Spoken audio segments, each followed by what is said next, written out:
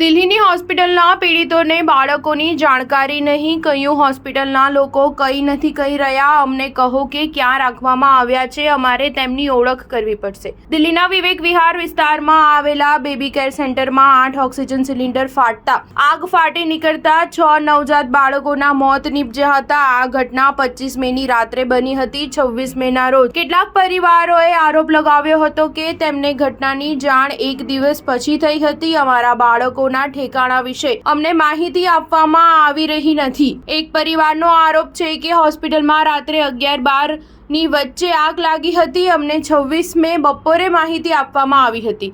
Hospital અમારા બાળક વિશે માહિતી આપી રહી નથી। હોસ્પિટલના લોકો એ નથી જણાવી રહ્યા કે બાળકને ક્યાં રાખવામાં આવ્યું છે।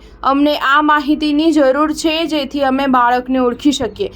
આ અકસ્માતમાં 1 દિવસથી 25 દિવસ સુધીના બાળકોના મોત થયા છે। દિલ્હી પોલીસે બાળ હોસ્પિટલના માલિક નવીન ખીંચી વિરુદ્ધ આઈપીસી કલમ 336, 304A અને 34 હેઠળ FIR નોંધી છે। તે પશ્ચિમ વિહારનો રહેવાસી છે। તેની ધરપકડ કરવામાં આવી છે।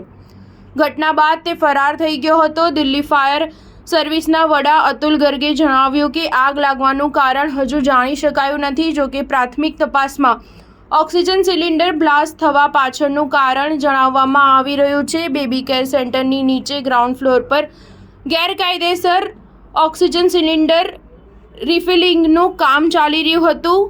ફાયર ઓફિસરે કહ્યું કે તેમને રાત્રે 11:30 વાગે આગની માહિતી મળી હતી। ફાયરની કુલ 16 ગાડીઓ ઘટના સ્થળે પહોંચી હતી। ત્યાં સુધીમાં જ્વાળાઓ ઉપરના માળે અને નજીકની 2 ઇમારતોમાં ફેલાઈ ગઈ હતી। બેબી કેર સેન્ટર હજુ જવા માટે બહારથી એક સર્પાકાર લોખંડની સીડી છે, તેમાં પણ આગ લાગી હતી। સ્ટાર ન્યૂઝ 7 હંમેશા સચ્ચાઈની સાથે।